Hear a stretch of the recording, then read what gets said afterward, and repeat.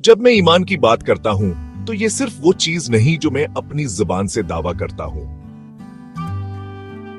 ईमान सिर्फ एक लफ्ज नहीं है, ये एक जिंदा कुव्वत है जो मेरे हर रोज के बोलने और अमल करने में जाहिर होती है।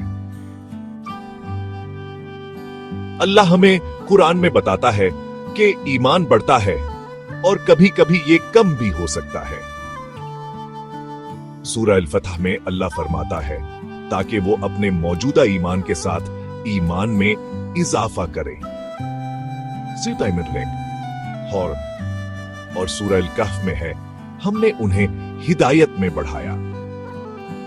ये अल्फाज मुझे याद दिलाते हैं कि ईमान कोई एक बार की चीज नहीं है, ये एक सफर है, हमेशा हरकत में, हमेशा बदलता हुआ।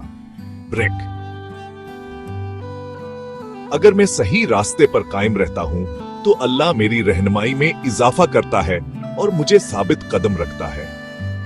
सूरह मरियम में वादा किया गया है अल्लाह इन लोगों की रहनुमाई में इजाफा करता है जो हिदायत याफ्ता है। इसका मतलब है कि हर वो कदम जो मैं अल्लाह के करीब लेता हूं, अल्लाह मुझे और भी करीब लाता है।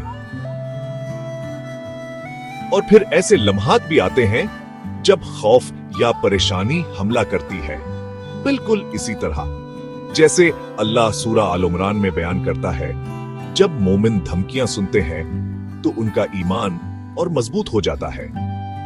वो कहते हैं अल्लाह हमारे लिए काफी है और वो मामलात का बेहतरीन इंतजाम करने वाला है। यही सच्चे ईमान का दिल है। जब हालात मुश्किल हों तो अल्लाह की तरफ रजुआ करना, अल्लाह की खातिर मोहब्बत करना या इसकी खातिर चीजों से दूर रहना भी ईमान का हिस्सा है। उमर बिन अब्दुल अजीज ने एक बार लिखा था, ईमान के फराइज, अकायद, हदूद और खूबसूरत आमाल हैं। इन सब को पूरा करना आपके ईमान को मुकम्मल करता है। तो मैं खुद को याद दिलाता हूं, ईमान जिंदा है।